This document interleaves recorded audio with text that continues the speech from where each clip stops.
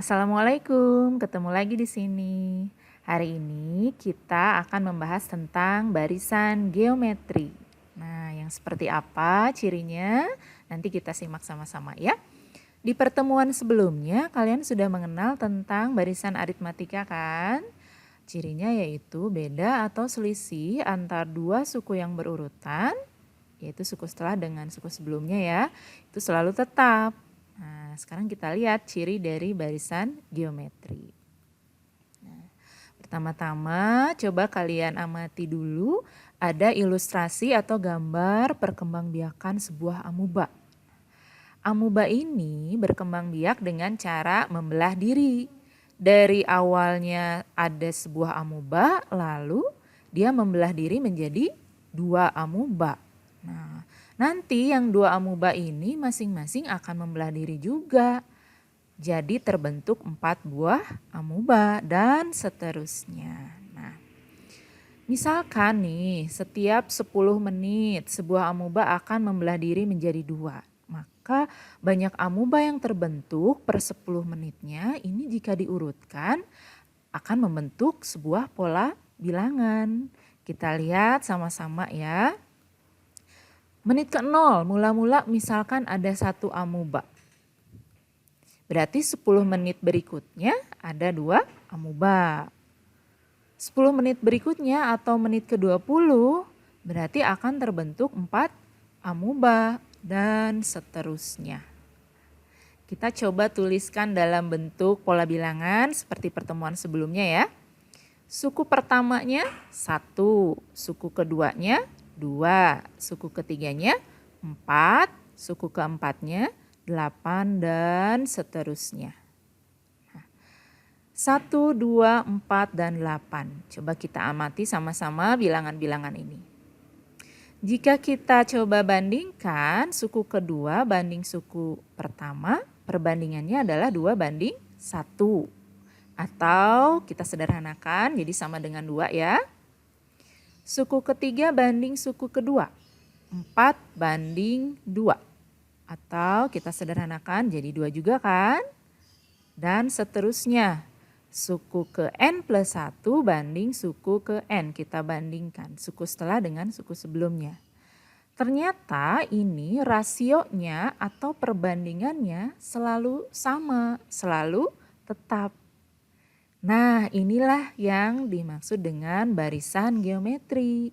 Cirinya rasio atau perbandingan antar dua suku yang berurutannya selalu tetap.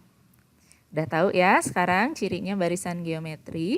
Nah, sekarang kita coba menentukan suku ke N pada barisan geometri. Misalkan kalian mau menentukan suku ke-10, suku ke-50, dan seterusnya. Kan repot ya kalau kita urutkan satu persatu, nanti di tengah-tengah ada error. Nah, di sini ada formulanya, ada rumusnya. Nah, ini rumusnya UN sama dengan A kali R pangkat N-1. Atau ibu biasa menyebutnya ARNI. Kalau kemarin di barisan aritmatika ANIBI, nah sekarang di barisan geometri ARNI. A kali R pangkat N-1. A itu apa? A itu suku pertama. R itu apa? R itu rasio ya. Oke, sekarang udah tahu rumus suku ke N-nya, bagaimana cara menentukannya. Kita coba sama-sama. Misal diketahui barisan geometri 3, 6, 12, dan seterusnya. Tentukan suku ke-9 pada barisan di atas. Nah, langkah pertama, kalian tentukan dulu rasionya, perbandingannya antar dua suku yang berurutan. Kalian bisa bandingkan suku kedua banding suku pertama 6 banding 2.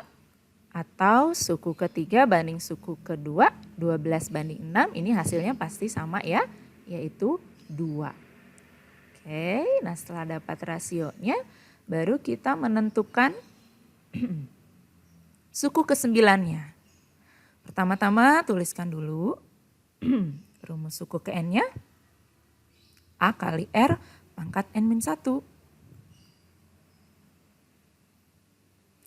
3 kali 2 pangkat 9 min 1. Suku pertamanya 3, rasionya 2, N-nya 9 ya. Di sini ada perkalian dan ada perpangkatan. Yang mana yang kalian hitung terlebih dahulu? Tentu perpangkatan dulu ya. 2 pangkat 8 ini hasilnya 256. Baru nanti 3 dikali 256, hasil akhirnya 768. Nah, inilah suku ke-9 atau bilangan yang ada di urutan ke-9 pada barisan geometri 3, 6, 12, dan seterusnya.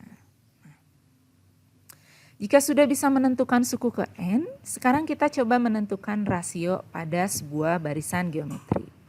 Bukan tadi udah Bu, tinggal bandingkan saja dua suku yang berurutan. Ya, jika diketahui pola bilangannya yang bilangannya banyak ya. Jika tidak diketahui bilangan-bilangan yang berurutan, nah bagaimana cara menentukan rasionya? Misal nih, pada suatu barisan geometri, suku pertamanya 2 dan suku ke-6-nya 486. Ini tidak berurutan kan sukunya? Jadi kita nggak bisa langsung membandingkan nih untuk menemukan rasionya. Nah, kita mulai dari rumus suku N-nya ya. Arni, A kali R pangkat N min 1. Ya, Arni. Kalau aritmatika, Anibi. Oke. Suku ke-6-nya diketahui, suku pertamanya 2, N-nya 6. Jadi 486 sama dengan 2 kali R pangkat 5. Nah, berikutnya kedua ruas kita bagi dengan 2 ya. Jadi R pangkat 5 sama dengan 486 dibagi 2. Nah, diperoleh hasilnya 243. Ini ada sebuah persamaan. Di ruas kiri ada bentuk pangkat. Nah, R pangkat 5. Nah, berarti yang ruas kanannya kita ubah juga jadi bentuk pangkat. 243 jika kalian ingin ubah jadi bentuk pangkat, ini bisa kalian gunakan pohon faktor. Udah pernah kan dulu waktu SD ya? Ternyata 243 ini adalah 3 pangkat 5. Coba kalian perhatikan ruas kiri dan ruas kanan. Pangkatnya sama, ini artinya rasionya sama dengan 3. Nah, gimana?